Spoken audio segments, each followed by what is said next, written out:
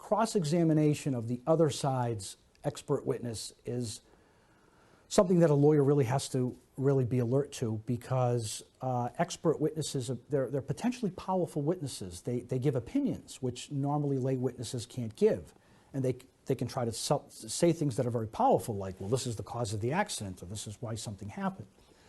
So a lawyer has to approach this with a lot of concern. What you'll probably hear from almost any good lawyer is that preparation is the key. And I agree to all that. You have to research the background of the expert. Is he truly an expert? In what fields is he an expert? You know, someone can be an expert in a certain broad field, engineering, but are they an expert in this certain product or condition? So you've got to really find out from their background, their experiences, are they really an expert in the precise issues in your case? Then you have to really investigate, do they really know all of the appropriate facts that they're supposed to? Do they really have a good grasp of the factual evidence in this case? But how do lawyers really go about doing this? Well, in Massachusetts, our rules of procedure require that experts be disclosed in interrogatory answers, whereby there's a certain summary of the opinions of the expert, the facts, the grounds for their opinion.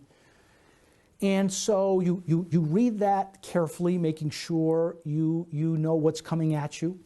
And then you also have an option of asking the court to allow for an expert's deposition, which is more personal in the sense that you sit down with the expert and you really are allowed to probe the expert's opinions, his background, the facts he used, the methodology he used.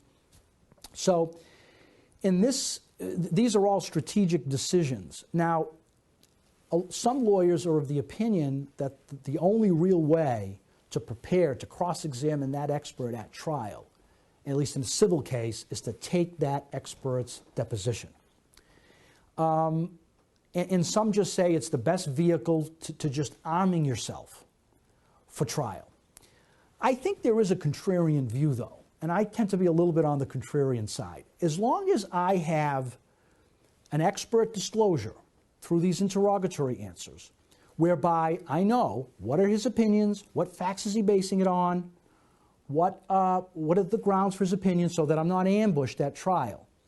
I sometimes feel that by taking a good aggressive deposition of the expert, you signal what the case weaknesses are, you let the expert know where he's vulnerable, so that by the time it comes to trial, he can fill in the gaps and prepare for those. How does this all evolve? Well, obviously, the opposing side's expert has been called because they're going to say something that's damaging.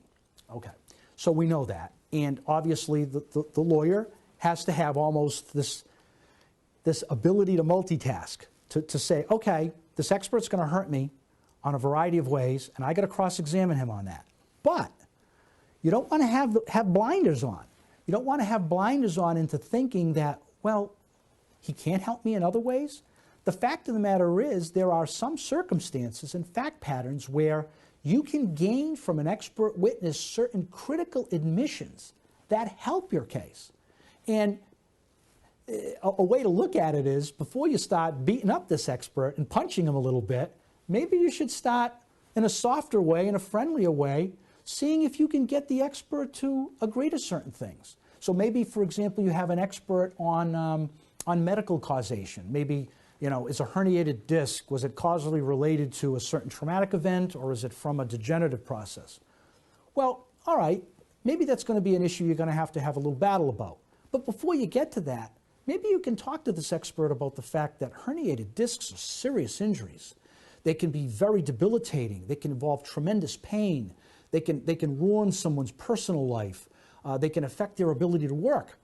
So that expert may be oriented to talking about the causation, degenerative versus traumatic, but yet you may be able to talk to him and get important admissions about how severe the injury is. And that actually helps bolster your case on damages.